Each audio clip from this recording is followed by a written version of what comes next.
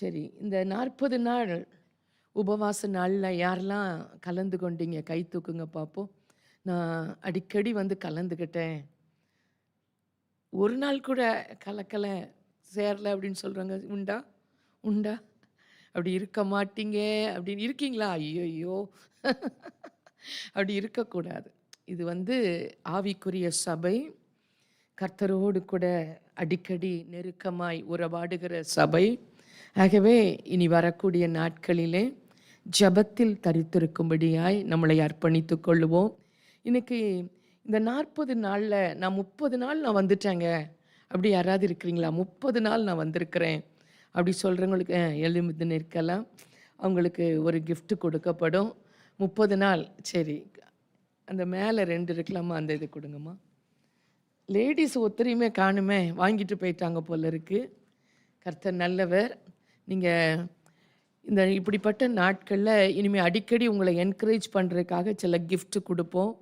அந்த கிஃப்ட்டுக்காக அல்ல, ஆண்டவருக்காக நீங்க வரணும். ஓகேயா? God bless you. God bless you. ரொம்ப இந்த வருஷம் 40 நாட்கள் ரொம்ப ஆசீர்வாதமா இருந்தது என்னை பொறுத்தவரையில. இத்தனை வருஷம் இல்லாதபடி நீங்கள் ரொம்ப உற்சாகமாய் கலந்து கொண்டீர்கள். எல்லா எல்லா நாளுமே ஜனங்க இருந்தீங்க. எங்களுக்கு ரொம்ப சந்தோஷமா இருந்துச்சு. ஒவ்வொரு நாளும் ஆவியானவர் ரொம்ப அருமையா நடத்தினார். ஒவ்வொரு நாளும் நிறைய கற்றுக் கொடுத்தார் நமக்கு. எனக்கு ரொம்ப பிரயோஜனமா இருந்தது என்னுடைய ஸ்பிரிச்சுவல் லைஃபுக்கு. என்னுடைய மனசுல நிறைய தீர்மானங்கள் எடுக்கவும், கர்த்தரோடு கூட நெருங்கவும் கர்த்தர் கிருபை கொடுத்தார். நம்ம சபை நாளுக்கு நாள் வளர்கிற சபை. நம்ம சபையின் மூலமாய் தேவன் மகிமைப்பட இருக்கிறார்.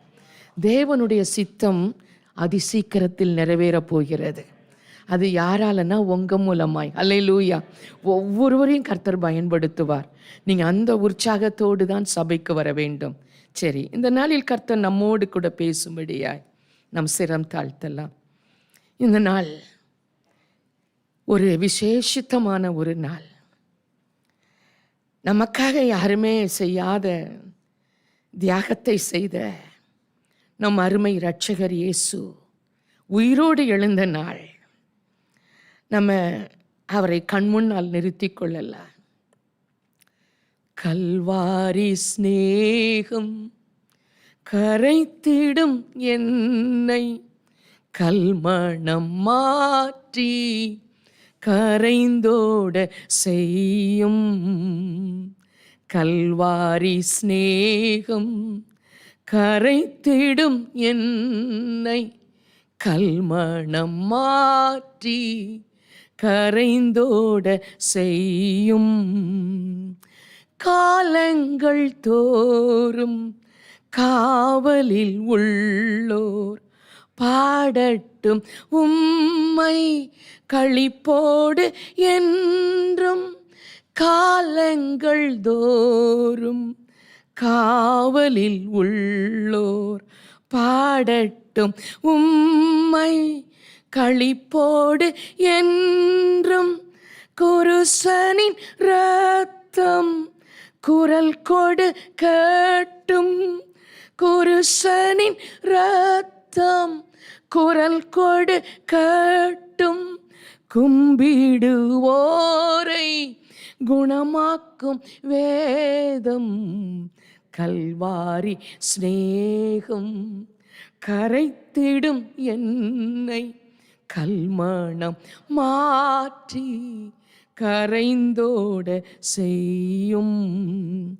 அற்பமான வாழ்வு அற்புதமாய் மாற அனைத்தையும் தந்தேன் ஆட்கொள்ளும் தேவா. அற்பமான வாழ்வு அற்புதமாய் மாற அனைத்தையும் தந்தேன் ஆட்கொள்ளும் தேவா. நான் சிறுகவும் நீர் பெருகவும். நான் சிறுகவும் நீர் பெருகவும். தீபத்தின் திரியாய் ஆளுகை செய்திடும். கல்வாரி சிநேகம் கரைத்திடும் என்னை கல்மணம் மாற்றி கரைந்தோட செய்யும் கல்வாரி சிநேகம்.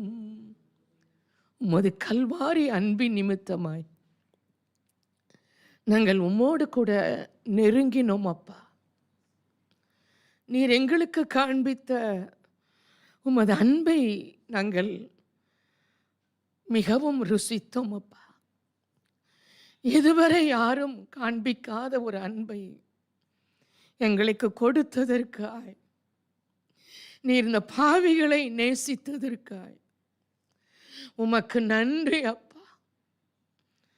நீர் மரித்து அடக்கம் பண்ணப்படும் போது நீர் எங்களுக்கு இல்லையே என்று கதறினோம் ஆண்டவரே. சிலுவையில் நீர் பட்ட பாடுகளை நாங்கள் கண்கூடாய் பார்க்கும்போது எனக்காக தானே இந்த பாடுபடுகிறீர் என்று எங்கள் உள்ளம் பதறிற்றப்பா. ஆனால் இன்றோ நீர் எங்களுக்காய் மீண்டும் உயிரோடு வந்ததற்காய் நன்றி சுவாமி. நாங்கள் இன்னும் ஒரு நம்பிக்கையோடு வாழுவோம், இன்னும் ஒரு விசுவாசத்தோடு வாழுவோம் அப்பா. நீர் எங்களுக்கு இருக்கிறீங்கிறபடினால் நாங்கள் ஒரு நாளும் சோர்ந்து போக மாட்டோம், ஒரு நாளும் உம்மை விட்டு தூர போக மாட்டோம். நீர் எங்களோடு கூட இன்றைக்கு இடைப்பட நீர் பேசும். நாங்கள் உமது வார்த்தைக்கு எங்களை தாழ்த்துகிறோம். ஆவியானவர் தாமே மகிமைப்படுவீராக. இயேசுவின் நாமத்தில் பிதாவே. நம் ஆண்டவர் நமக்காக தான் இத்தனை அகோர பாடுகளை பட்டு மீண்டுமாய் அந்த காயங்கள் கூட புண் ஆறாமல் இருக்கும் போதே அவர் மீண்டுமாய் உயிரோடு எழும்பி வந்து விட்டார். கொஞ்சம் எலாபரேட் பண்ணி அவர் நமக்கு செய்த தியாகத்தை நீங்க நினைச்சு பார்த்தீங்கன்னா அவர் மேல் அன்பு கூறாமல் இருக்கவே முடியாது, அவரை நேசிக்காமல் இருக்கவே முடியாது. இன்றைக்கு வேதத்தில் இருந்து ஒரு வசனத்தை வாசிக்கலாம். யோவான் 5வது அதிகாரம் 21வது வசனத்தை நாம் அனைவரும் இணைந்து சத்தமாய் வாசிக்கலாம். பிதாவானவர் மரித்தோரை எழுப்பி உயிர்ப்பிக்கிறது போல குமாரனும் தமக்கு சித்தமானவைகளை உயிர்ப்பிக்கிறார்.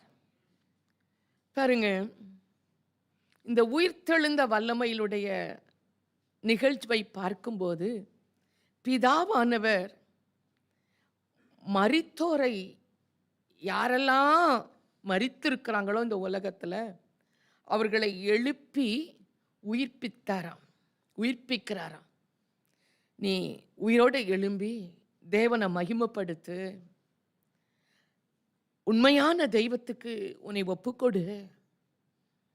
உன்னுடைய மரணம் சம்பவிக்க வேண்டிய நேரம் இது அல்ல, நீ தேவனுக்காய் வாழு என்று சொல்லி தேவனை நேசிக்கிற ஒவ்வொருவரையும் பிதாவானவர் உயிர்ப்பிக்கிறாராம். அதுபோல குமாரனாகிய இயேசு கிறிஸ்துவும் தமக்கு சித்தமானவர்களை உயிர்ப்பிக்கிறாராம். நம்ம இயேசுவை அதிகமாய் நேசிக்கிறோம், இயேசப்பாவை வணங்குகிறோம், அவரை இரட்சகராய் இருக்கிறார், நம் தெய்வமாய் நாம் ஏற்றிருக்கிறோம். யாரெல்லாம் இயேசுவை உயர்வா நினைக்கிறாங்களோ, ரொம்ப ஹையா அவரை ரொம்ப மதிக்கிறாங்களோ, அவருக்கு முதலிடம் கொடுக்கிறாங்களோ, யாரெல்லாம் அவரை மகிமைப்படுத்தி அவருடைய வல்லமையை அவருடைய மகத்துவத்தை உள்ளத்துல இருந்து சொல்லி துதிச்சிட்டே இருக்கிறாங்களோ அவர்களை எல்லாம் அவர் உயிர்ப்பிப்பார். என்னை ஆசீர்வதிப்பாரா? எனக்கு அற்புதம் நடக்கலையே, 40 நாள் ஜெபித்தேனே, 40 நாள் உபவாசத்தோடு வந்தேனே, எனக்கு ஒண்ணுமே நடக்கலையே.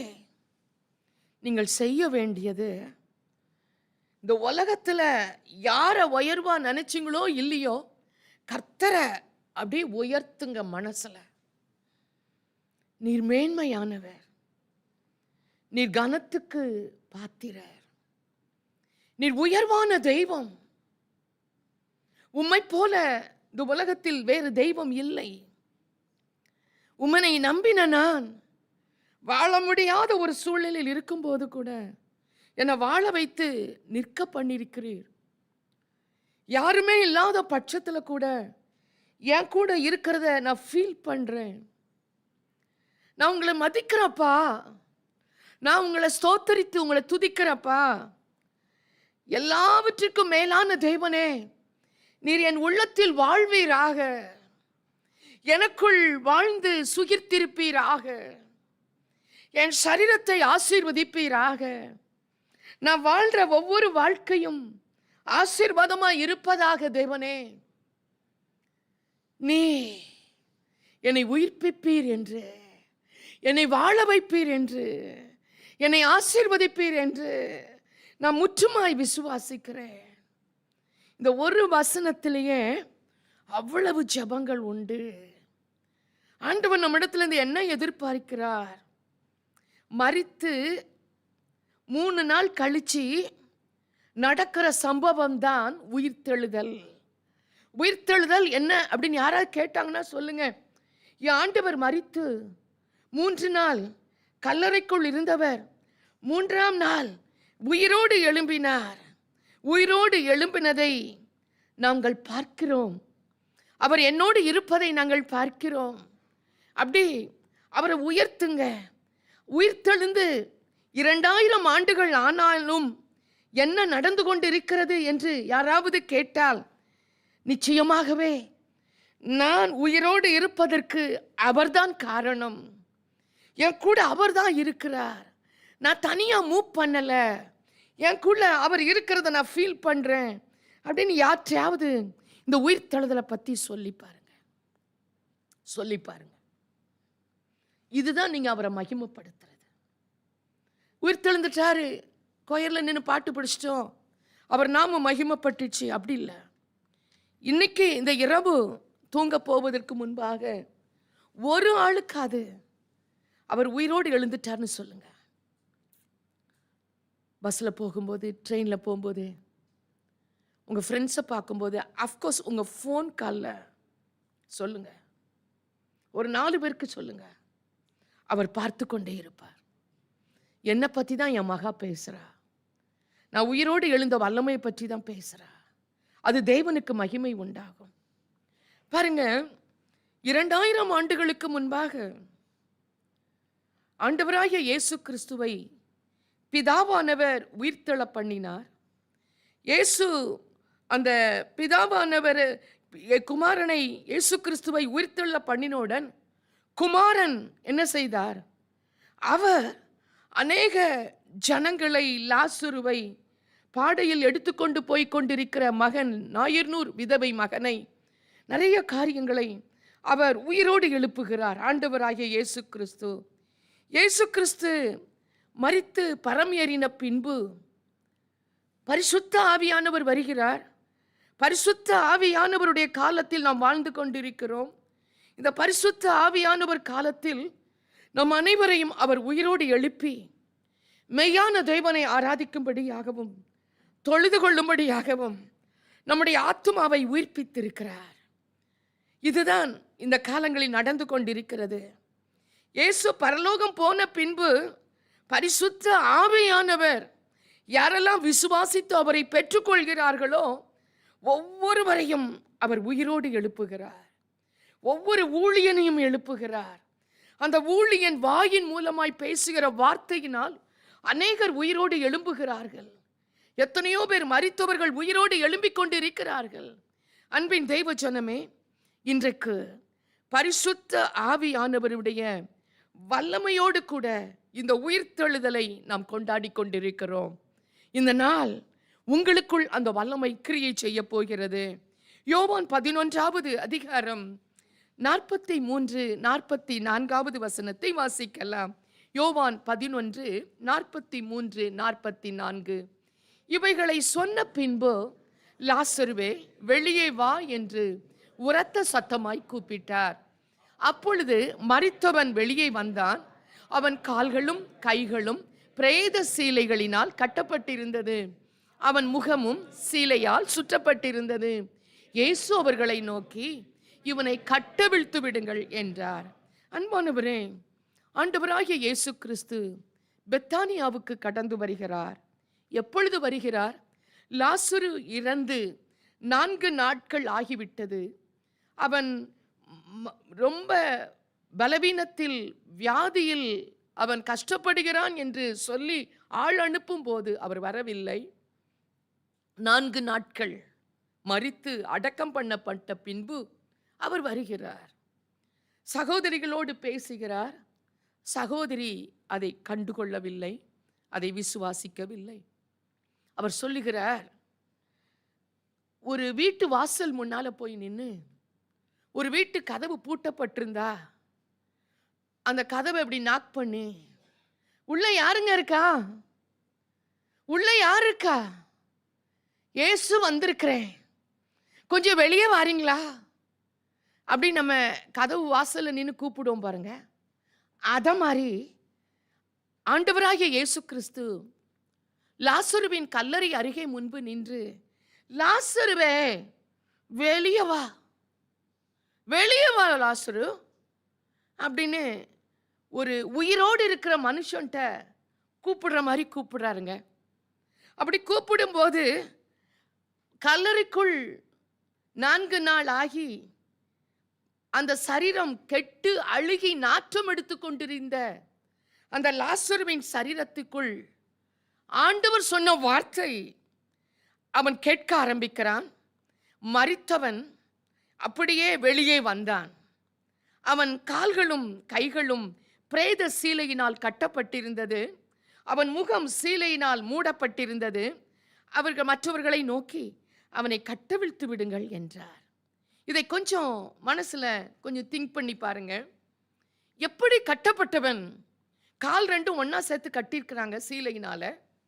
அவன் எப்படி அந்த கல்லறை, அங்குள்ள கல்லறை தெரியும், வெட்டப்பட்டு நல்ல செதுக்கப்பட்டு அந்த பாறைகள் நடுவிலே வைக்கப்பட்ட கல்லறை. அந்த கல்லறைக்குள் அவன் அடக்கம் பண்ணப்பட்டிருக்கிறான். யோசித்து பாருங்க, அவன் எழும்பி நடக்கும்னா கால் 2 செப்பரேட்டா இருக்கணும், கட்டப்பட்டிருக்குது, கை கட்டப்பட்டிருக்குது, முகம் சீலையினால் சுற்றப்பட்டிருக்கிறது. ஆனால் வெளியே வந்தான். யார்? இயேசுவின் சத்தத்தை கேட்டு யார் அவனை வெளியே கொண்டு வந்தது? பரிசுத்த ஆவியானவர். அவன் இயேசுவின் சத்தம் கேட்டவுடன் அந்த வார்த்தையில் இருந்த வல்லமை அவனை வெளியே கொண்டு வந்து நிறுத்தினது. என் அன்பின் தெய்வச்சனமே, மரித்தவனுக்குள்ளாக தேவனுடைய வார்த்தையின் வல்லமை அவனுக்குள் இறங்கி அவனை வெளியே கொண்டு வந்தது. அன்பானவர்களே, இன்னொரு வசனம் சொல்லுது பாருங்க. யோவான் 12வது அதிகாரம் 9, 10வது வசனத்தை நாம் வாசிப்போமே ஆனால், அப்பொழுது யூதரில் திரளான ஜனங்கள் அவர் அங்கே இருக்கிறதை அறிந்து இயேசுவின் நிமித்தமாக மாத்திரம் அல்லாமல் அவர் மரித்தோரில் இருந்து எழும்பின லாசருவை காணும்படியாக வந்தார்கள். லாசருவின் நிமித்தமாய் யூதர்களில் அநேகர் போய் இயேசுவினிடத்தில் விசுவாசம் வைத்தார்கள். என் அன்பின் தெய்வச்சனமே, அந்த நாட்களிலே அவர் ஒரு வீட்டிலே பந்தி இருக்கிறார்.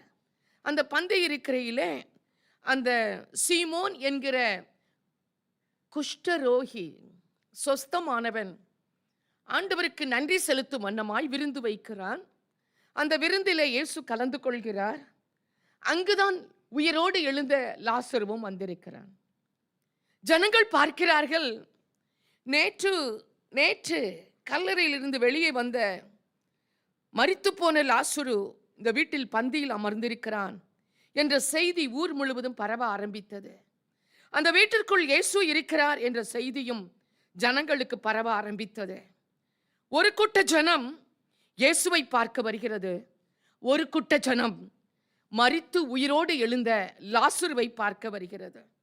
அன்பானவர்களே, அவன் உயிரோடு இருப்பதை கண்டு, இவர் உண்மையான தெய்வகுமாரன், இவர் வல்லமையானவர், இவர் பிதாவினால் அனுப்பப்பட்டவர், இவருக்குள் இருக்கிற ஆவி வித்தியாசமா இருக்கிறது, மரித்தவனை உயிரோடு எழுப்பி விட்டார், இவர்தான் வருகிற மேசியா, இவர்தான் தெய்வம் என்று சொல்லி லாசருவை பார்த்தவர்கள், அவன் உயிரோடு இருப்பதை பார்த்தவர்கள், அப்படியே இயேசுவின் மேல் விசுவாசம் வருகிறது. அவர்களை பார்த்த யூதர்கள் சீக்கிரம் நம்ப மாட்டாங்க. ஆனால் லாசரு உயிரோடு இருப்பதையும் மரித்தவன் வெளியே வந்ததை பார்த்து அது இயேசுதான் செய்தார் என்பதை அறிந்தோருடனே, இயேசு உண்மையானவர் தான், இவர் தெய்வம்தான், இவருக்குள் ஒரு மகிமையான வல்லமை இருக்கத்தான் செய்கிறது. ஆண்டவர் உயிரோடு இருக்கும் போதே அவருக்குள் உயிர்த்தெழுந்த வல்லமை கிரியை செய்ய ஆரம்பித்துக் கொண்டிருந்தது. அவர் உயிரோடே மனுஷனாய் இந்த உலகத்தில் வாழ்ந்து கொண்டிருக்கும் போதே பாடையிலே ஒரு வாலிபனை தூக்கி கொண்டு வருகிறார்கள். அந்த நாயனூர் விதவை கதறுகிறாள். அவள் ஒரு விதவை, ஒரே ஒரு மகனை பறிகொடுத்து விட்டாள். அவள் அழுவதை கண்டு தாங்க முடியாத ஆண்டவராகிய இயேசு கிறிஸ்து அந்த பாடையை தொட்டார். அந்த வாலிபன் உயிரோடு எழும்பினான்.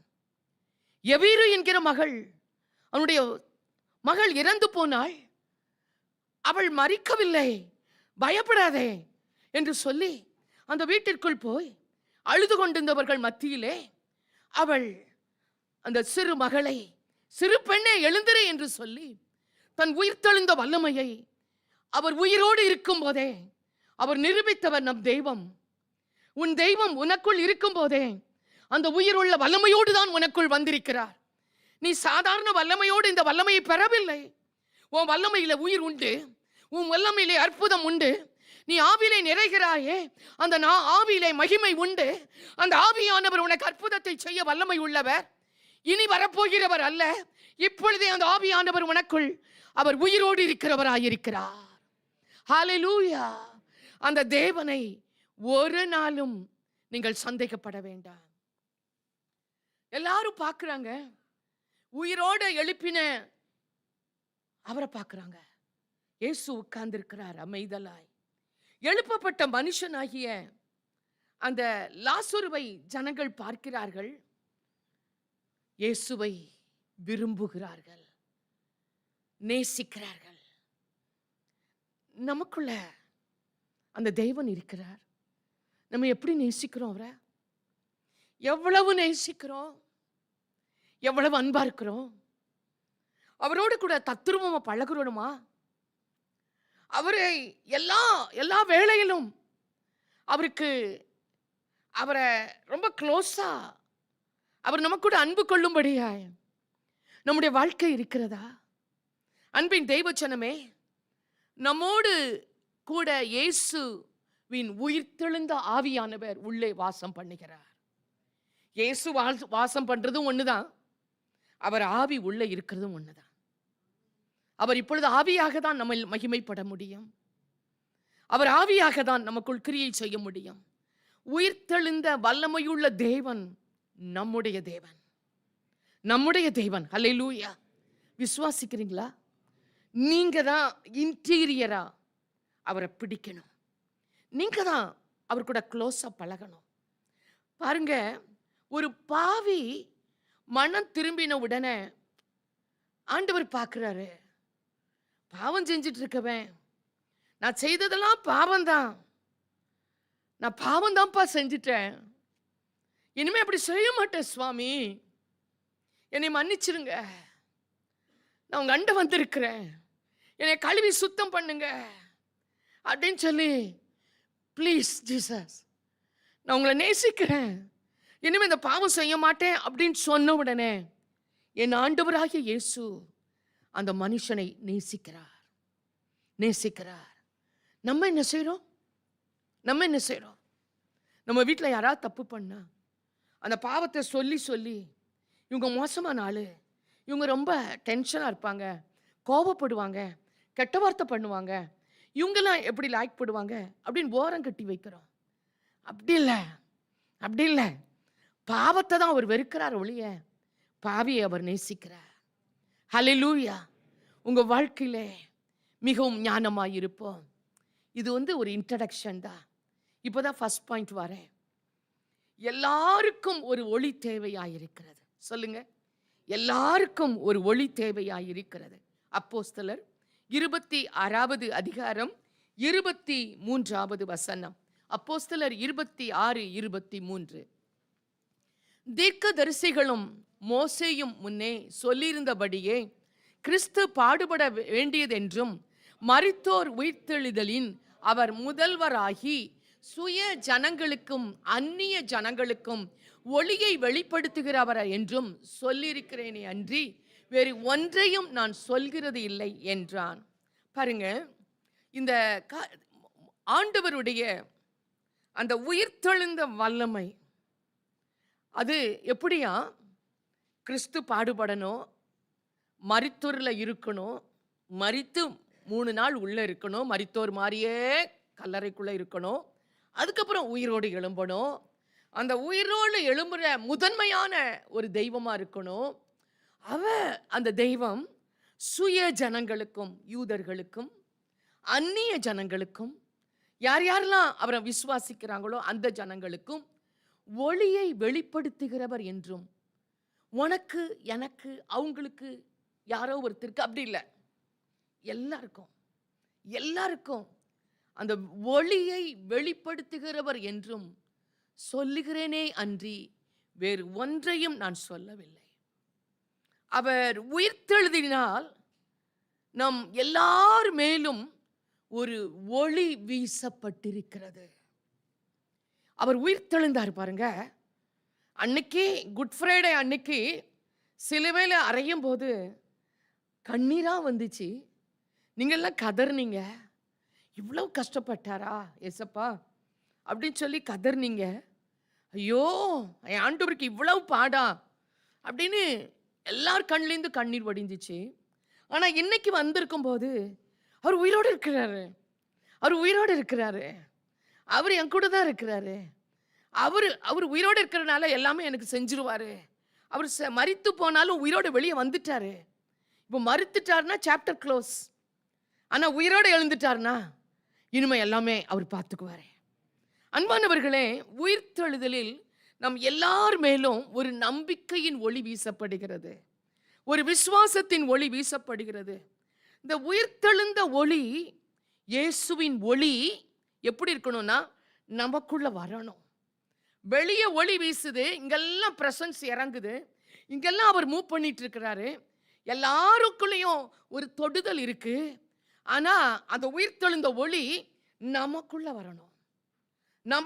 வரணும், சொல்லுங்க, எனக்குள்ள வரணும், எனக்குள்ள அந்த ஒளி வரணும். யோவான் 1வது அதிகாரம் 29வது வசனம் யோவான் 1:9 சொல்லுகிறது, உலகத்திலே வந்து எந்த மனுஷனையும் பிரகாசிப்பிக்கிற ஒளியே அந்த மெய்யான ஒளி. பாருங்க, சூரியன் ஒளி வீசுது, அது காலம் இருக்கு, மத்தியானத்துல ரொம்ப ஒளியா இருக்குது, சாயங்காலம் ஆக அப்படி மறைஞ்சு அந்த ஒளி பெய்யுது, இருளாயிருது. ஆனா இந்த ஒளி பாருங்க, உலகத்தில் வந்து, இந்த உலகத்துக்கு வந்து, பரலோகத்திலிருந்து வந்து, எந்த மனுஷனா இருந்தாலும், எத்தனை கோடி மனுஷனா இருந்தாலும், அவன் சிறியவனோ பெரியவனோ, அவன் படிச்சவனோ படிக்காதவனோ, அவன் ஏழையோ பணக்காரனோ, அவன் யாரா இருந்தாலும், எந்த கேட்டகரியில இருந்தாலும், எந்த மனுஷனையும் சொல்லுங்க, எந்த மனுஷனையும் பிரகாசிப்பிக்கிற ஒளி என் ஆண்டவராகிய இயேசுவின் ஒளி. நீங்க சொல்லக்கூடாது, இவன் ரட்சிக்கவே படமாட்டான், இவன் மனம் திரும்பவே மாட்டான், இவனை இந்த காலத்துல யாராலையும் மாற்ற முடியாது, இதெல்லாம் சாத்தியமே கிடையாது, இப்படிலாம் நீங்க சொல்றீங்கல்ல. இப்படி சொன்னாலே ஆண்டவர் யாரு ரொம்ப அநியாயம் பண்றாங்களோ, யாரு ரொம்ப அக்கிரமம் பண்றாங்களோ, யாரு ரொம்ப துணிகரமா பாவம் செய்றாங்களோ, அவங்களுடைய பாவங்கள் அப்படியே பெருகிட்டே இருக்கும். நமக்கே நினைப்போம், எப்படிப்பா இந்த மனுஷனெல்லாம், யாரு இப்படி ஒரு மனுஷனா, இவங்களெல்லாம் எப்படி வாழ முடியும், இந்த மனுஷனெல்லாம் எப்படி வச்சு திருத்த முடியும் அப்படின்னு நினைப்போம். ஆனா அவங்க நாளுக்கு நாள் அவங்க ரொம்ப அகோரமாகும் போது, நமக்குள்ள இருக்கிற ஒளியின் தேவன் அந்த ஆண்டவரோடு கூட இணைஞ்சி அந்த ஒரு மனுஷனுக்காக நீங்க தரப்புல நிப்பீங்கனே, தரப்புல நிப்பீங்கன்னா அந்த மனுஷனுக்குள்ள அந்த ஒளி பாய முடியும். என் வீட்டில் நான் 11 பிள்ளைகளோடு கூட பிறந்தவள், 11வது பிள்ளை. ஆனால் எல்லாரும் யோகோவா விட்னஸ், எல்லாரும். எங்கள் அப்பா அதில் ரொம்ப ஸ்ட்ராங். சின்ன பிறந்ததுலேருந்தே நாங்கள் சர்ச்சுக்கு போனதே கிடையாது. அவருக்கு இயேசுன்னு சொன்னாலே பயங்கர கோபம் வரும். பாருங்க, எனக்கு திருமணம் ஆன பின்பு தான் இயேசு கிறிஸ்துவை பற்றி அறிந்து கொண்டேன், பரிசுத்த ஆவியானவரை பற்றி அறிந்து கொண்டேன். அப்போ இந்த பரிசுத்த ஆவி இல்லை அப்படின்னா, இயேசு இல்லை அப்படின்னா பரலோகத்துக்கு போக முடியாதுங்கிற சத்தியத்தை அப்போதான் அறிகிறேன். எங்கள் வீட்டில் நான் அவ்வளோ கஷ்டப்பட்டு நான் வெளியே வந்தாலும் என் மனசில் நினச்சேன், அப்போ அம்மா போக மாட்டாங்க, அப்பா போக மாட்டாங்க, என் கூட சேர்ந்த 10 பேரும் போக மாட்டாங்க பரலோகத்துக்கு, நான் மட்டும் தானே போவேன். அப்படி சந்தோஷப்படல. அவங்க அவ்வளோ அநியாயம் பண்ணியிருந்தாலும் என் மனசுக்குள்ள நினச்சி பார்த்தேன், ஆண்டவரே, ஒரு வீட்டுக்கு ஒரு ஆள் ரட்சிக்கப்பட்டா அந்த முழு குடும்பமும் ரட்சிக்கப்படும் சொல்றீங்கல்ல அப்படின்னு சொல்லிட்டு மனசுல என் கூட பிறந்த ஒரே ஒரு சகோதரி எனக்காக இறக்கப்பட்டார்கள். என் திருமணத்தை அவர்கள் செய்ய முன் வந்து பாஸ்டரை பார்த்து வைத்தவங்களே அவங்க தான். திருமணத்தை அப்பா பார்க்கல, அண்ணமார் பார்க்கல, அக்கா பார்க்கல, கூட பிறந்தவங்க பார்க்கல. பெண் வீட்டார் எங்கள் அக்கா குடும்பம் மட்டும்தான். நான் ஒரு அனாதையாக தான் பெண் வீட்டார் இருந்தது. யோசித்து பாருங்க. அப்போ அந்த அக்காவுக்கு சொல்லி அனுப்புனாங்க, உனக்கு ஒரே ஒரு அட்வைஸ் மட்டும் சொல்கிறேன், நீ கல்யாணம் பண்ணிப்போ, ரொம்ப சந்தோஷம். ஆனால் உன் புருஷன் வீடு ரொம்ப இந்த அல்லேலூயா கூட்டத்தில் உள்ளவங்க, நீ மட்டும் திருப்பி வரும்போது இந்த அல்லேலூயா பாடக்கூடாது, இந்த அந்நிய பாஷெல்லாம் பேசக்கூடாது, நீ இப்படியே தான் இருக்கணும், அதெல்லாம் நமக்கு ஒத்து வராது, இதை மட்டும் நீ மைண்டில் வச்சுக்கோ அப்படின்னாங்க. சரி வச்சுக்கிறேன் அப்படின்ட்டு வச்சுக்கிறேன்னு சொன்னாதான் அங்கே தானே போயிருக்கு, பாடே இருக்குது. அந்த பாடு வந்த பிறகு அப்போ 5 குழந்தைகள் மறிக்குது. 6வது தடவை கன்சீவ் ஆகி எனக்கு டெலிவரிக்கு போக இடம் இல்லை, ஒரு ஹாஸ்பிட்டல் அட்மிட் ஆகிட்டேன், குழந்தைய தூக்கிட்டு அக்காட்ட தான் போகணும். அப்போ ஆண்டவர்ட்ட சொல்கிறேன், நான் இந்த வீட்டில் ஒரு 3 மாதம் இருக்க போகிறேன், அக்கா வீட்டில் பாம்பேயில். ஆண்டவரே, இந்த வீடு எப்படியாவது ரட்சிக்கப்படணும். எங்கள் அத்தானும் அக்காவும் அவ்வளோ ஸ்ட்ரிக்ட்டு, இந்த ஹோலி ஸ்பிரிட்னா பிடிக்காது.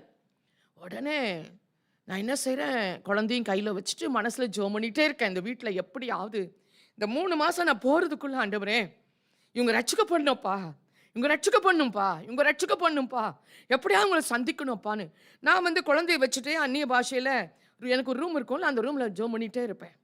அப்போ அவங்களுக்கு தெரியும், இவ அபிஷேகம் பெற்றுட்டா, நல்லா ஆவியில் நிறையா எல்லாம் தெரியும். அப்போது ஃபேமிலி ப்ரேயர் நைட் பண்ணும்போது அவங்க கேட்குறாங்க, உண்மையாவே பரிசுத்த ஆவியானவர் உண்டா? நான் சொன்னேன், உண்மையாகவே உண்டு. அப்படியா? அது என்ன கண்ட பாஷை பேசுகிறாங்க, அது நல்லாவே இல்லையே, அது ரொம்ப ரொம்ப அசிங்கமாக இருக்குது, கை தட்டிக்கிட்டு ஒரு மாதிரிலாம் பண்ணிட்டு இருக்காங்க, அந்த இன்டீசெண்டாக இருக்குது, இது எனக்கு பிடிக்கல அப்படின்னாங்க எங்கள் 2 பேரும். அப்போ நான் ஆண்டவர்ட்ட சொன்னேன், என்னுடைய ப்ரேயர் டைம் அன்னைக்கு, ஆண்டவரே இந்த ஃபேமிலி ப்ரேயர் பண்ணும்போது நீங்கள் எப்படியாவது அவங்கள சந்திக்கணும் ஆண்டவரே அப்படின்னு சொல்லி, பலவீனம் தான் சரீரத்தில், அவங்களுக்காக நான் ஜெபிக்கும் போது எங்கள் அக்கா ஹஸ்பண்டுக்குள்ள ஆவியானவர் இறங்க ஆரம்பித்தார், அந்நிய பாஷையோடு இறங்க ஆரம்பித்தார். எங்கள் அக்காக்குள்ள ஆண்டவர் அந்த 3 மாதம் போகிறதுக்குள்ள அவங்க 2 பேரும் ஹோலி ஸ்பிரிட் பெற ஆரம்பித்தாங்க. இவ்வளவு நேரம் தகராறு பேசிகிட்டு இருந்தவங்க எனக்கு சரண்டர் ஆயிட்டாங்க. என்ன செய்யணும், எப்படி பேசணும், என்ன ஜெபிக்கணும், நீ எப்படி இப்படி வல்லமையான, இதோடைய ரகசியம் என்ன? ஒளி ஒளி ஒளி. ஹல்லேலூயா. சரி, என் குழந்தைய பார்க்குறதுக்கு எங்கள் அம்மா வந்தாங்க. எங்கள் அம்மாவுக்கும் அபிஷேகம் இல்லை. எங்கள் அம்மா நல்ல பைபிள் படிப்பாங்க, நல்ல ஜெபிப்பாங்க, அந்நிய பாஷை இல்லை. அப்போது அன்று என் பிள்ளைய அந்நிய பாஷை பேசி பேசி வளர்த்திட்டு இருக்கேன், அம்மாவும் கையில் எடுக்க போகிறாங்க. அப்போது எங்கள் அம்மா கேட்டாங்க, ஏம்மா எனக்கும் என் தலையிலேயும் கொஞ்சம் கை வைக்கிறியாம்மா உங்கள் தாயை, எனக்கும் இந்த அந்நிய பாஷை வேணுமா அப்படின்னோடனே அவங்க தலையில் கை வச்சதா என்ன மீறி அந்நிய பாஷை பேச ஆரம்பிச்சிட்டாங்க. வைராக்கியம் வந்தது. உங்களுக்கு நான் பெருமைக்காக சொல்லலை, எங்கள் அம்மா சாகும்போது 84 இயர்ஸ், ஒவ்வொரு நாளும் காலமே 2 மணிக்கு எழும்புவாங்க, 6 மணி வரை நெடு முட்டியில் நின்று அந்நிய பாஷை பலமாக பேசுவாங்க.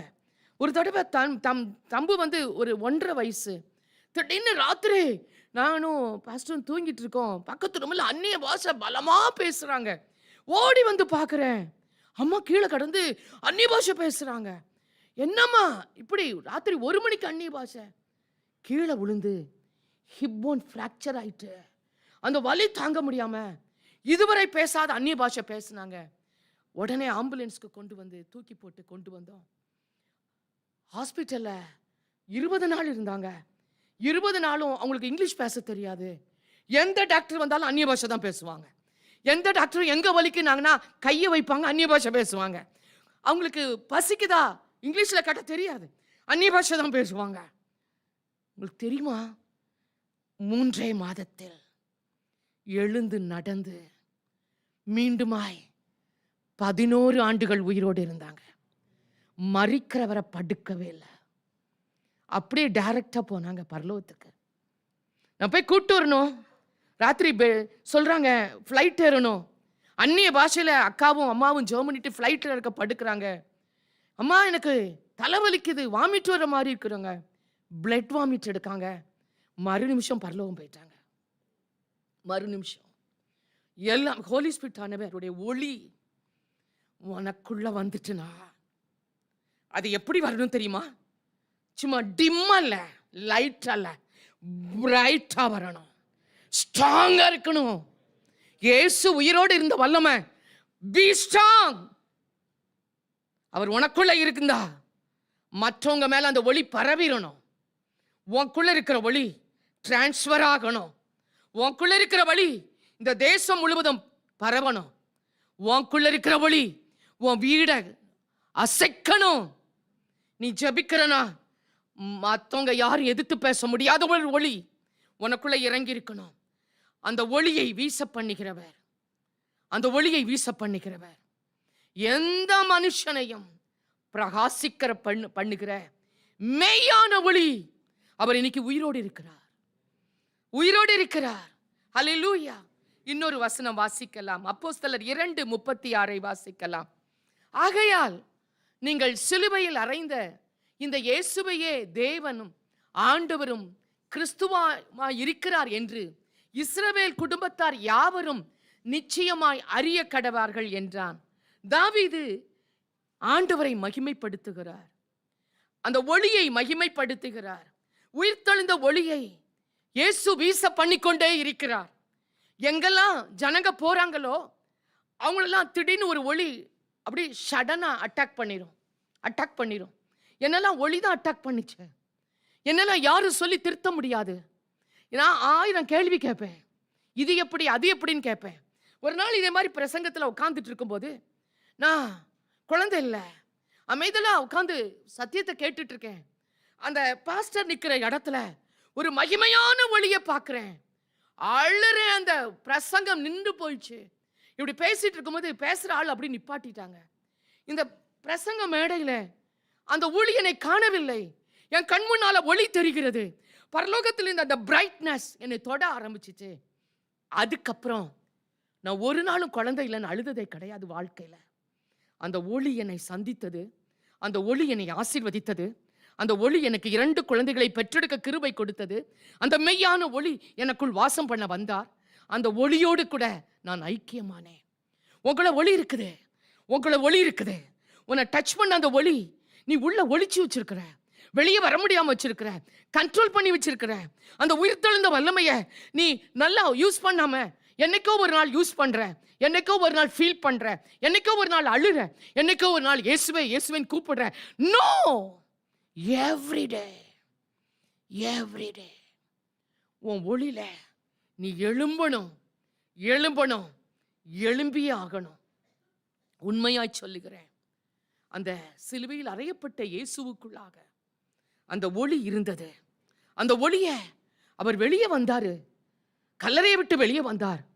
அந்த ஒளியை பார்க்க முடிய அந்த காவல் காத்தவெல்லாம் கீழே தொப்புன்னு விழ ஆரம்பிச்சிட்டான். பயங்கரமான ஒளி. அப்புறம் அந்த மரியாளுக்கு தன் ஒளியை கண்ட்ரோல் பண்ணி, மரியாள் ஆசையா வந்திருக்கிறாளே என்னை பார்க்க, ஆசையா கல்லறை தேடி வந்திருக்கலார். அவளுக்கு காட்சி அளித்தார். அவர் கண்ட்ரோல் பண்ண பிறகுதான் அந்த உயிர்த்தெழுந்த அந்த இயேசுவை அவளால் பார்க்க முடிந்தது. என் அன்பின் தெய்வச்சனமே, பரிசுத்த ஆவியானவர் உனக்குள் ஒளி வீசுவார்.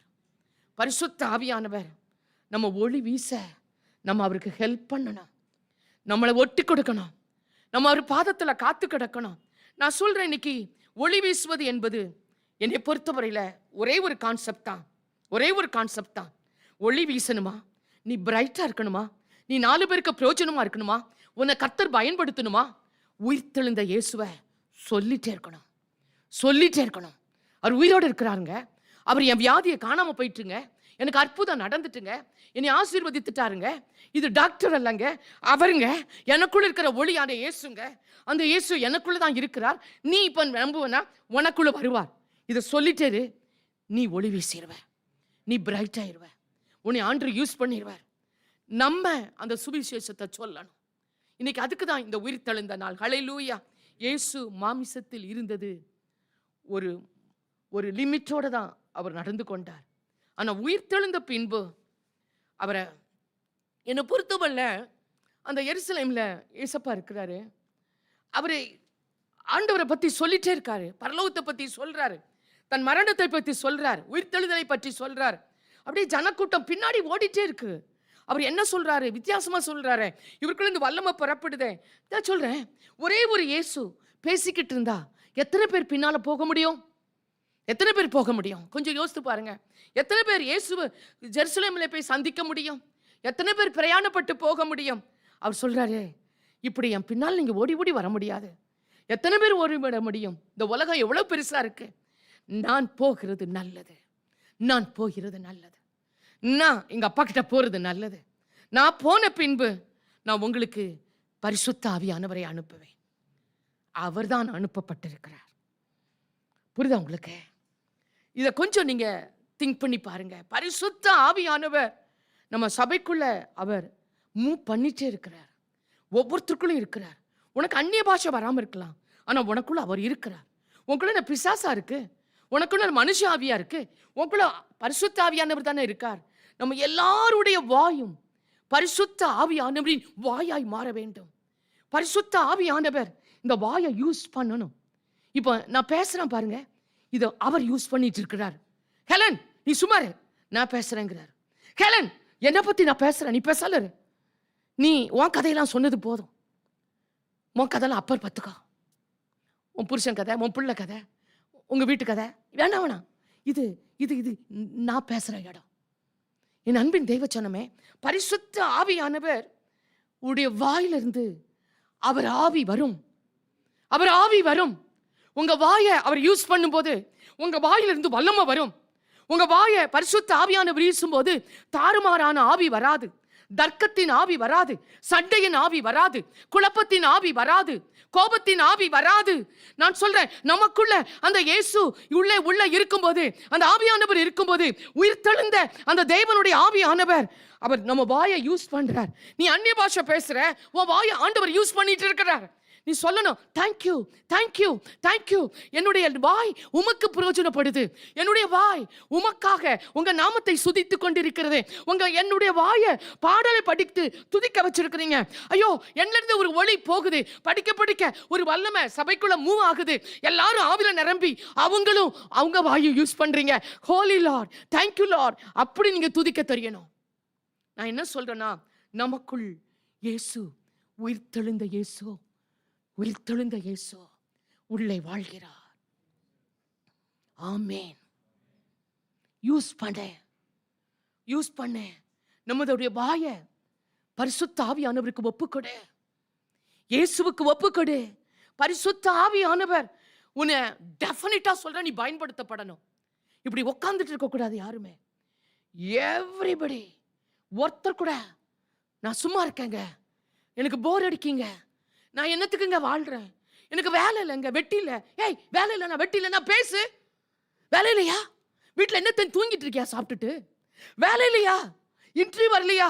போய் முழங்கால் படிக்கிட்டு போய் ராவும் பகலும் உன் வாயை அவர்கிட்ட யூஸ் பண்ண கொடு. ஆவியானவர் நிரப்பட்டும். உனக்கு இந்த நாட்டில் ஒரு இன்டர்வியூக்கு ஒரு வேலை கிடைக்காதா? இத்தனை 1000 பேர் வேலை செய்யறாங்க, உனக்கு கிடைக்காதா? உன் வாயை யூஸ் பண்ணு, அவருக்குன்னு கொடு, உனக்கு கொடு. அந்த வல்லமை உன் மேல இறங்க இறங்க நான் சொல்றேன், உன் கட்டு அறுபடும், உன் சாபம் விலகும், உன் தரித்திரியம் மாறும், உன் துக்கம் சந்தோஷமாய் மாறும், குழந்தை இல்லாதவர்களுக்கு குழந்தை வரும். நான் சொல்றேன், கெட்ட வார்த்தை வரக்கூடாது. ஒரு மனுஷன் கோபப்படுறானா, எரிச்சல் படுறானா, உன் வாயிலிருந்து கோபமும் எரிச்சலும் வருதா, அங்க பரிசுத்த ஆவியானவர் இல்ல. நீ டூப்ளிகேட்டா சும்மா அந்நிய பாஷை பேசிட்டு இருக்க. மற்ற நேரம் கோபப்படுற, மற்ற நேரம் கண்டோரு திட்டுற, கண்ட மாதிரி மற்றவங்களை கோபப்படுத்தி எரிச்சல் மூட்டுற. உனக்கு அன்பான வார்த்தை இல்லை. என் அன்பின் தெய்வஜனமே, கிறிஸ்துவின் ஒளி ஒரு ஜனங்களுக்குள்ளே போகுமே ஆனால் அற்புதம் நடக்கும். இன்னைக்கு அதுக்கு தான் என் தேவன் உயிரோடு எழும்பியிருக்கிறார். செய்வீங்களாங்க? யாரெல்லாம் செய்ய போறீங்க? உங்க வாயை மட்டும் யூஸ் பண்ணுங்க. கை காலம் அப்புறம் யூஸ் பண்ணிக்கலாம். உங்க வாயை மட்டும் யூஸ் பண்ணுங்க. யாருக்கெல்லாம் ஊமையா இருக்கீங்க கொஞ்சம் கை தூக்குங்க. நான் டெஃபனம் ஸ்கூல்ல இருந்து வந்திருக்கேங்க. நான் டெஃபுங்க, நான் டம்முங்க இப்படிலாம் சொல்றேங்க. யாராவது இருக்கீங்களா? கொஞ்சம் தூக்குங்களேன், கை தூக்குங்களேன். நான் டெஃபனம் ஸ்கூல்ல வேலை பார்த்தேன்.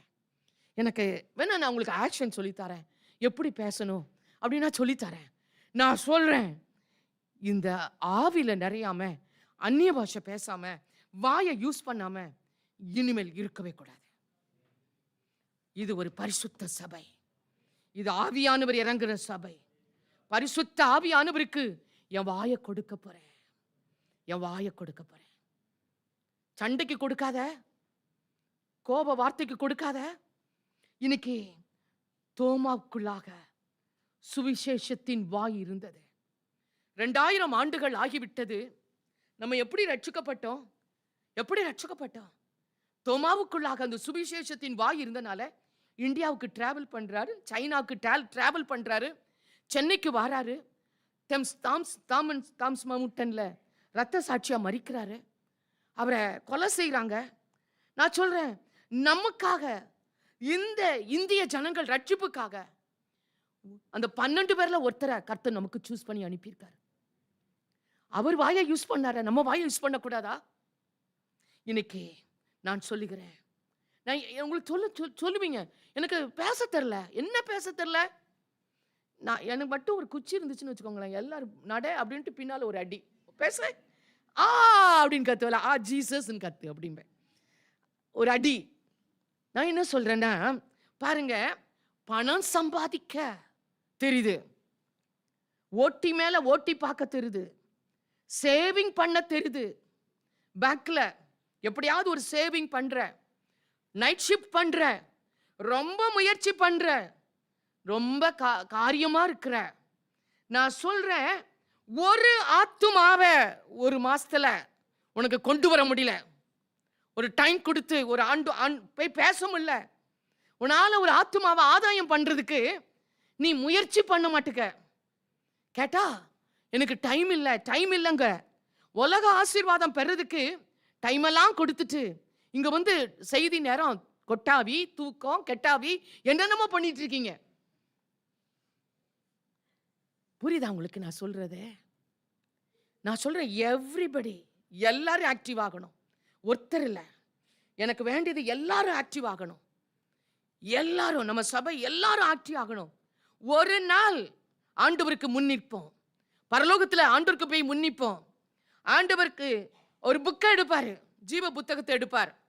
எடுத்துட்டு, உன் பணம் அங்க வந்திருக்காது, உன் லேண்டு வந்திருக்காது, உன் வீடு வந்திருக்காது, அந்த புக்கில் உன் பேரே இருக்காது, வெறும் கையா போய் நிப்ப. அவரு இவரை புறம்பை தள்ளுன்னு வரட்டுவார். என்னத்துக்குங்க சேர்த்து வைக்கிற? என்னத்துக்குங்க அவ்வளவு பாடுபடுற? இந்த உலகத்தில் உனக்காக பாடுபட்டு வைத்திருக்கிற எதுவும் பரலோகம் வராது, பரலோகம் வராது. நீ போகும்போது நகைகள் கீழே கொட்டிட்டு தான் போவ, அது வேற எவனாதான் பொறுக்கிட்டு இருப்பான்.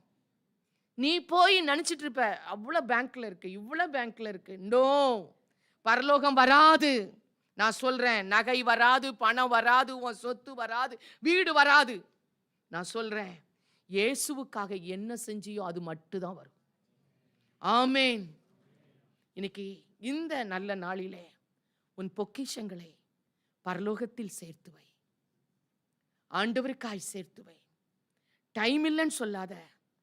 குடும்பத்துக்காக எத்தனை ஏக்கர் வாங்கியிருக்க, அத்தனை ஏக்கர்லையுமா நீ வீடு கட்ட போற? நான் கேட்கிறேன், எத்தனை வீடுங்க, எத்தனை வீடு? அத்தனை வீடு இல்லையா? ஒரு பெட்ரூம்ல ஒரு பெட்ல படுக்க உனக்கு சரீரம் இருக்கான்னு பார்த்துக்கோ, இந்த ஜீவன் இருக்கான்னு பார்த்துக்கோ ப்ளீஸ். நான் சொல்றது, உன் ஆத்துமா பரலோகம் போகுமா அப்படி அதை மட்டும் திங்க் பண்ணு. இப்போ மரிச்சா பரலோகம் போகுமா?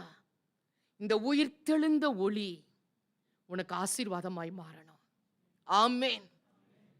கடைசியாக ரோமர் 8வது அதிகாரம் 11வது வசனம். அன்றியும் இயேசுவை மரித்தோரிலிருந்து எழுப்பினருடைய ஆவி உங்களில் வாசமாயிருந்தால், கிறிஸ்துவை மரித்தோரிலிருந்து எழுப்பினவர் உங்களில் வாசமாயிருக்கிற தம்முடைய ஆவியினாலே சாவுக்கேதுவான உங்கள் சரீரங்களை உயிர்ப்பிப்பார். இது கட்டாயம் நம்ம வாழ்க்கையில் நடக்கணும். அதாவது ஆவியானவர் நமக்குள்ள வரும்போது நம்ம சரீரம் நிலை பேறு பெறும். இப்போ என்னுடைய சரீரம் எப்படி நிலை பேறு பெற்றது அப்படின்னா, நான் எப்படி 6 வருஷம் 5 வருஷம் குழந்தை பெக்க முடியாத ஆளு நான் எப்படி பெற்றேன்னா, என் சரீரம் நிலை பேறு பெற்றது. எனக்கு குழந்தை வேண்டாம், ஒண்ணு வேண்டாம், உங்க ஆவி மட்டும் போதும். இந்த அபிஷேகம் போதாது, இன்னும் மகிமையான ஆவியை தந்தீங்கன்னா உங்களுக்காக சாகர வர ஊழியம் செய்கிறேன். இந்த அபிஷேகத்தோடலாம் முடியாதப்பா, ஒரு மகிமையான ஆவியானவர் எனக்குள்ள இறங்குறதுக்கு, என் சரீரத்துக்குள்ள இறங்குறதுக்கு, என்னை ஃபில் பண்றதுக்கு, மணிக்கணக்காய் ஜெபிப்பதற்கு, மணிக்கணக்காய் அந்நிய பாஷைகளோடு என் நாவோடு கூட உமது நாவு ஒட்டுவதற்கு, சரீர பிரகாரமான இந்த சரீரத்தை ஆசீர்வாதமான சரீரமாய் மாற்றும் மாற்றும் மாற்றும் ஆண்டவரே, மாற்றும் ஆண்டவரே. இந்த உயிர்த்தெழுந்த ஆவி என்னை மாற்றட்டும் ஆண்டவரே. இதை தான் நான் செய்தேன். 6 வருடத்துக்கு அப்புறம் எல்லா குழந்தையும் மரித்து போன குழந்தை தான் மீண்டும் மரித்தது. மீண்டும் ஆவில நிரம்பினேன், காத்திருந்தேன் 1 வாரம். 1 வாரத்துக்கு அப்புறம் செத்து போன குழந்தை உயிரோடு வந்தது. ஹல்லேலூயா. 2வது குழந்தை 4 வருஷம் கழிச்சு வயிற்றுல இருக்கிறதே தெரியல. இந்த கர்ப்பத்துல ஒரு குழந்தை கூட நின்னதில்லை. அந்த குழந்தை 4 மாசமா நின்று இருக்கு, எனக்கு தெரியல. போய் டெஸ்ட் பண்ணி பார்த்தா 4 மாசம் குழந்தை இருக்குங்கிறாங்க. அந்த சரீரத்தை கர்த்தர் மறுரூபப்படுத்தினார். அந்த சாவுக்கேதுவான சரீரத்தை அவர் அந்த உயிர்த்தெழுந்த வல்லமையினால் அவர் ஸ்திரப்படுத்தினார். உன் சரீரத்துல நான் சொல்றேன், நீ நிரம்பி இருக்க வேண்டியது என்னன்னா பரிசுத்த ஆவி. உன் சரீரத்துல நீங்க என்ன நினைக்கிறீங்கன்னா, நான் ரொம்ப வீக்கா இருக்கேன். எல்லாரும் சொல்லுவாங்க, நீங்க ரொம்ப டல்லா இருக்கீங்க, நீங்க ரொம்ப டல்லா இருக்கீங்க, ரொம்ப வயசாயிட்டாமா அப்படி கேட்பேன். இல்லைங்க, ரொம்ப சோர்வா இருக்கிறீங்க, நீங்க வைட்டமின் டி சாப்பிடணும், வைட்டமின் சி சாப்பிடணும், வைட்டமின் என்னென்னமோ சொல்லுவாங்க எல்லாருமே. நான் அப்படியா, சரி சரி. அந்த ஒரு வைட்டமின் சி டேப்லெட்டு இவ்வளோ பெருசு இருக்குங்க, அது பாதியில் போய் ஸ்டக் ஆகிட்டு என் உயிர் போகிற மாதிரி இருக்கு. நான் நினச்சேன், இதெல்லாம் லாய்க்கே படாது. உயிர்ப்பிக்கிறவர் அவர், உயிர்ப்பிக்கிறவர் அவர், உயிர்ப்பிக்கிறவர் அவர். நான் சொல்றேன், நம்ம சரீரம் சோர்ந்து போய், நம்ம சரீரம் கவலை கொண்டு தோல்வியினால் நிரம்பி என்னால வாழ முடியலையே, நான் என்ன பண்ண போறேன், இப்படி நீ சொல்ல வேண்டியது அவசியம் இல்லை. இனிமேல் உன் ஆண்டவர் உயிரோடு வந்துட்டு இருக்கார். தேவனுடைய ஆவி உனக்குள்ள இருக்கிறது. இயேசு எழுப்பின அந்த சரீரத்துல, இயேசுவின் சரீரத்துக்குள்ள அந்த சாவுக்கு ஏதுவான சரீரம் இப்போ இல்லை அவருக்கு. அவரை கொன்னு போட்டவனு, அவரை அடிச்சு அவரை ஒன்றுமில்லாம நாக்கணுங்க. அந்த சரீரம் இப்போ சாவுக்கு ஏதுவான சரீரமா இல்லாம அது உயிர் பெற்ற சரீரமாய் வந்திருக்கிறது. அந்த சரீரம் உனக்கு இன்னைக்கு மாறும்.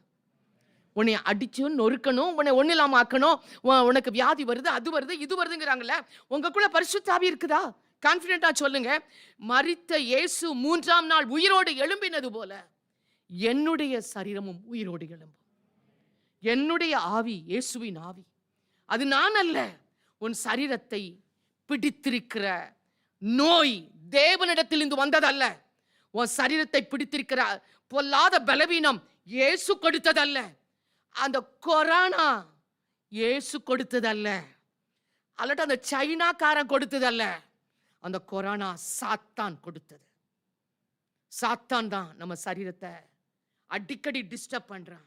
நான் சொல்றேன், உயிர்த்தள பண்ணுகிற ஆவியை இன்னைக்கு நம்ம பெற போகிறோம். இந்த சரீரம் முழுவதும் சாவுக்கேதுவான அந்த சரீரம் உயிர் அடைய போகிறது. அப்படியே எழுந்து நின்ற என் சரீரம் முழுவதும், என் சரீரத்தின் அவயங்கள் எல்லாம் அப்பா பலவீனமா இருக்குதப்பா. அந்த மோசே என்கிற தெய்வ மனிதன் 120 வயசுல மலை ஏற கூட்டிங்கப்பா. அவர் வந்தாருப்பா. அவருக்கு கண்ணு மங்கல, முகம் சுருங்கல, காலு வீங்கல. ஆண்டவரே, அவருக்குள்ள தெய்வ ஆவி இருந்தது. மனுஷனால பார்க்க முடியாதபடி ஒளி வீசினது. அதுதான் நமக்குள் வரணும். என் ஆண்டவர் இன்னைக்கு உங்களோடு பேசி இருக்கிறார். நீங்க வீட்டில் போய் அவர் வல்லமையை அப்படியே கேளுங்க. அவர் வல்லமையை தியானிங்க. தேவனுடைய ஆவி ஸ்ட்ராங்கா நமக்குள்ள இருந்தா, தேவனுடைய ஆவி பலன் கொண்டு இருந்தா, கர்த்தர் உங்களுக்கு அற்புதம் செய்வார். அப்படியே கரம் உயர்த்தி, ஏசப்பா, ஏசப்பா, ஏசப்பா, ஆண்டவரே, உங்க ஆவி வந்து என் வாயை யூஸ் பண்ற மாதிரி இது ஒளியா மாறுறதுக்கு என்னை ஒப்பு கொடுக்கிறேன். என் சரீரத்துக்குள்ள நீங்க வந்து இந்த சரீரத்தில் இருக்கிற வியாதிகள்லாம், பலவீனங்கள்லாம் போய் நாங்க ஸ்ட்ராங்கா பரிசுத்த ஆவியில என் சரீரம் உயிர்ப்பிக்கப்பட என் சரீரத்தின் அவயங்களை ஒப்பு கொடுக்கிறேன். ஆண்டவரே, நான் உயிர்ப்பிக்கப்படணும். ஆண்டவரே, இயேசு 3ஆம் நாள் உயிரோடு எழும்பினது போல ஆண்டவரே, நான் சோர்ந்து போகாம நீ எழும்பி நிப்ப. ஆண்டவரே, நான் உங்களுக்காக வாழுவேன். ஆண்டவரே, இந்த சரீரத்தில் இருக்க நோய் எல்லாம் இன்னைக்கு விலகி போகட்டும். ஆண்டவரே, இயேசுவின் நாமத்தினால என் தேவனிடத்திலிருந்து ஒளி வரட்டும். ஆண்டவரே, அப்பா, உயிர் தெழுந்த எங்க அப்பா, இன்னைக்கு ஒவ்வொருவரையும் சந்தித்ததற்காய் நன்றி செலுத்துகிறேன். ஆவியானவர் உங்களுக்கு அற்புதம் செய்து கொண்டிருக்கிறார். நீங்க செய்ய வேண்டியதெல்லாம் ஒவ்வொரு நாளும் அந்த ஆவியிலே நிரம்பி கர்த்தரோடு கூட இணைந்து கொள்ளுங்கள். அவர் மகிமைப்படுவார். இப்பொழுது ஒரு பாடலை படிக்கும் போது நாம் அனைவரும் திருவிருந்துக்காக ஆயத்தம் பண்ணலாம். Thank you Jesus. Thank you Lord. உம்மையே எனக்காக உலகின் இரட்சகரே, உன்னத பலியாக ஒப்பு கொடுத்தீரையா. உம்மையே எனக்காக உலகின் இரட்சகரே,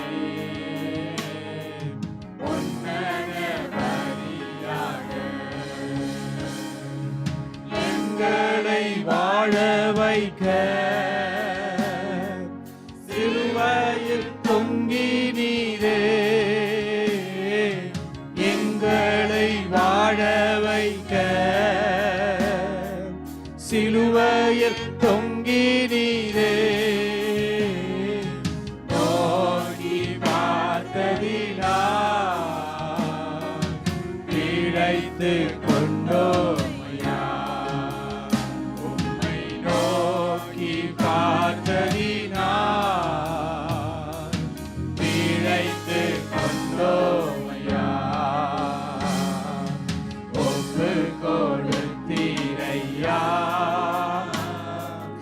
உம்மையே எனக்காக.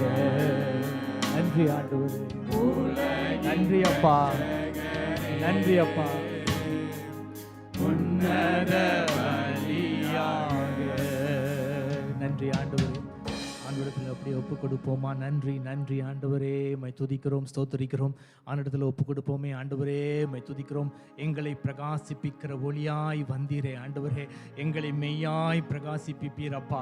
ஆண்டவரே, எங்கள் நாவினால் உம்மை நாங்கள் துதிக்க ஆரம்பிக்கட்டும். எத்தனை பேர் துதிக்க போறீங்க?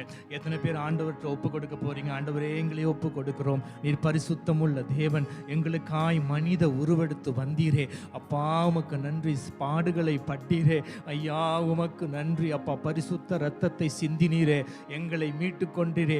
உம்மோடு வாழும்படி எங்கள் ஒவ்வொருவரையும் தெரிந்து கொண்டீரே. உமக்கு நன்றி அப்பா. ஆண்டவரத்தில் ஒப்பு கொடுப்போம். ஆண்டவரே, எங்களை மன்னித்தருளுங்க. இப்பொழுதும் ஆண்டவரே, ஆண்டவருடைய திருப்பந்தியிலே நம்ம பங்கு பெற இருக்கிறோம். ஆண்டவரே, உமக்கு நன்றி அப்பா. உமக்கு நன்றி ஆண்டவரே அப்பா. எந்த மனுஷனும் தன்னைத்தானே சோதித்தறிந்து இந்த அப்பத்தில் புசித்து இந்த பாத்திரத்தில் பானம் பண்ண கடவன் என்று வேதம் சொல்லுகிறது. ஆண்டவரே, எங்களை அர்ப்பணிக்கிறோம். எங்களுடைய குறைகள் குற்றங்களை மன்னித்தருளுங்க. ஒப்பு கொடுப்போமா? ஆண்டவரே, என்னை அர்ப்பணிக்கிறேன் அப்பா. என் வாயின் வார்த்தைகளினால் பாவம் செய்திருக்கலாம் ஆண்டவரே. நான் கண்களினால் பாவம் செய்திருக்கலாம். நான் கேட்ட காரியங்களினால் நான் பாவம் செய்திருக்கலாம். யாரையோ நான் நியாயம் தீர்த்திருக்கலாம். ஆண்டவரே, தயவாய் மன்னிப்பீங்களா? ஆண்டவரத்தில் ஒப்பு கொடுப்பீங்களா? தயவாய் மன்னிப்பீங்களா? முழு இருதயத்தோடு உம்முடைய சமூகத்தில் வந்திருக்கிறோம். முழு இருதய அதிகத்தோடு உம்முடைய சமூகத்தில் வந்திருக்கிறோம். அப்பா, எங்களை மன்னித்தருளுங்க, எங்களை மன்னித்தருளுங்க, எங்களை மன்னித்தருளுங்க ஆண்டவரே. உமக்கு நன்றி, நன்றி, நன்றி அப்பா. அப்பா, உமக்கு நன்றி. ஒப்பு கொடுக்கிறோம். இந்த பாடலை பாடும் பொழுது இந்த அஷஸ் எடுத்து வைப்பாங்க. அதற்கு பிறகு நம்ம ஏகோபித்து நாம் இந்த அப்பத்திலையும் இந்த ரசத்தையும் பானம் பண்ணுவோம். நித்திய ஜீவன் பெற நீதிமானாய் மாற ஒப்பு கொடுத்து பாடுவோம். எங்களை ஒப்பு கொடுக்கிறோம் அப்பா. நித்திய ஜீவனை தருவேன் என்று சொன்னீங்களே, நித்திய ஜீவனை தருவேன் என்று சொன்னீங்களே. மாற ஜீவன் தரும் கனியாய் சிலுவையில் தொங்கினீரே. ஜீவன் தரும் கனியாய் சிலுவையில் தொங்கினீரே. ஒப்பு கொடுத்தீரையா உம்மையே எனக்காக.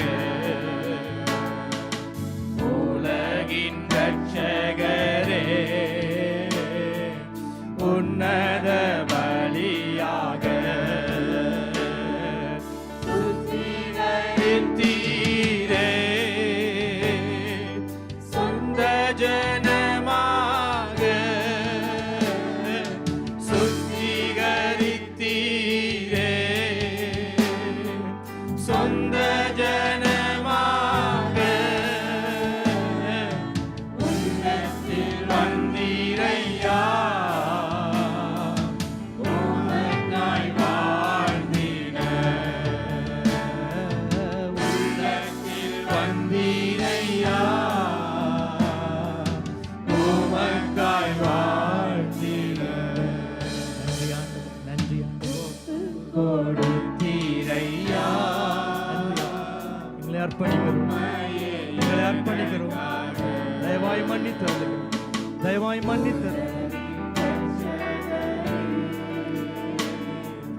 உன்னத பலியாக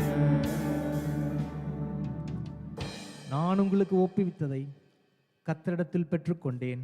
என்னவெனில், கர்த்தராகிய இயேசு தாம் காட்டி கொடுக்கப்பட்ட அன்று ராத்திரியிலே அப்பத்தை எடுத்து ஸ்தோத்திரம் பண்ணி அதை பிட்டு, நீங்கள் வாங்கி புசியுங்கள், இது உங்களுக்காக பிற்கப்படுகிற என்னுடைய சரீரமாயிருக்கிறது, என்னை நினைவு கூறும்படி இதை செய்யுங்கள் என்றார். ஆண்டவரே, அப்படி இந்த அப்பத்துக்காக நன்றி செலுத்துவோமா? நன்றி ஆண்டவரே. இந்த அப்பத்தை நாங்கள் ஆண்டவரே பாத்திரவான்களாய் இருக்கட்டும், அபாத்திரமாய் போயிடக்கூடாதப்பா. எங்களை பாத்திரவான்களாய் மாற்றுங்க என்று சொல்லி எல்லாரும் சேர்ந்து இந்த அப்பத்தை நாம் புசிப்போம்.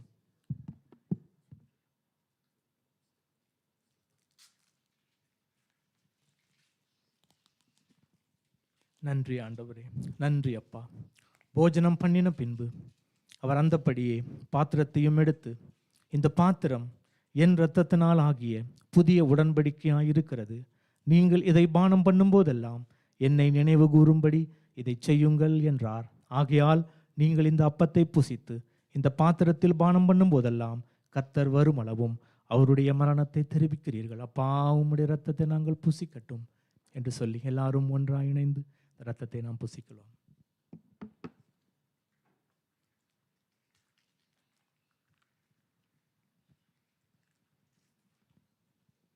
நன்றி ஆண்டவரே, நன்றி செலுத்துகிறோம். நன்றி அப்பா, நன்றி அப்பா.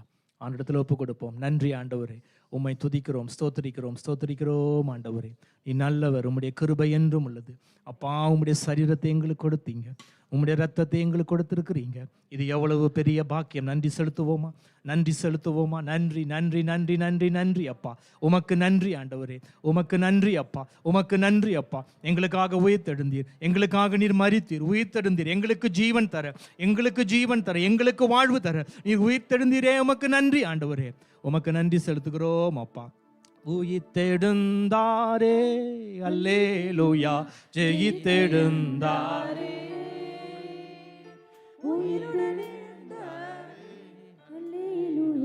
ஜெயித்தெழுந்தாரே,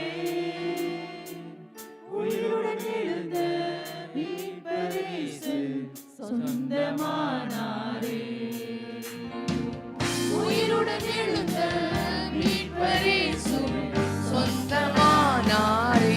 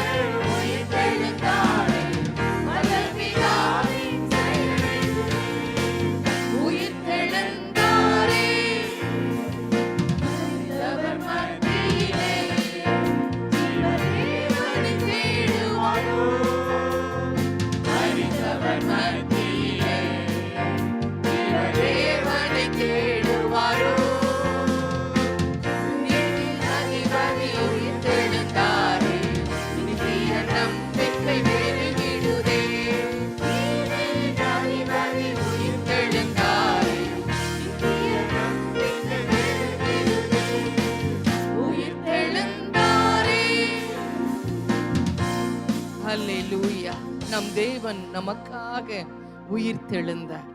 இந்த உலகம் அதை தடுக்கவே முடியவில்லை.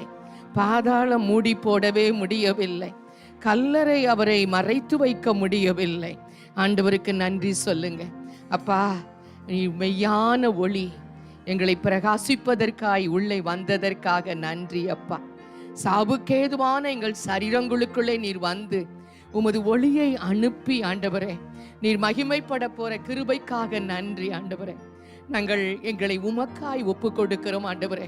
உங்க நாம மகிமைக்காய் வாழ எங்களை உமது பாதத்தில் அர்ப்பணிக்கிறோம் ஆண்டவரே. கர்த்தர் தாமே இந்த நிமிடத்தில் இருந்து எங்கள் மீது இறங்கி எங்களை பலப்படுத்தி எங்களை ஆசீர்வதிப்பீராக. ஏசப்பாவின் திருக்கரத்தில் ஒப்பு கொடுக்கிறோம் எங்கள் நல்ல பிதாவே. என் ஆத்துமாவே கர்த்தரை ஸ்தோத்திரி, என் முழு உள்ளமே அவர் பரிசுத்த நாமத்தை ஸ்தோத்திரி. என் ஆத்துமாவே கர்த்தரை ஸ்தோத்திரி, கர்த்தர் செய்த சகல உபகாரங்களையும் மறவாதே. ஆமென். ஆண்டவராகிய இயேசு கிறிஸ்துவின் கிருபையும் பிதாவாகிய தேவனுடைய அன்பும் பரிசுத்த ஆவியானவருடைய அந்யோன்ய ஐக்கியமும் இந்த உயிர்த்தெழுந்த நாளில் இருந்து உங்களோடு கூட இருப்பதாக. ஆமென். God bless you. God bless you.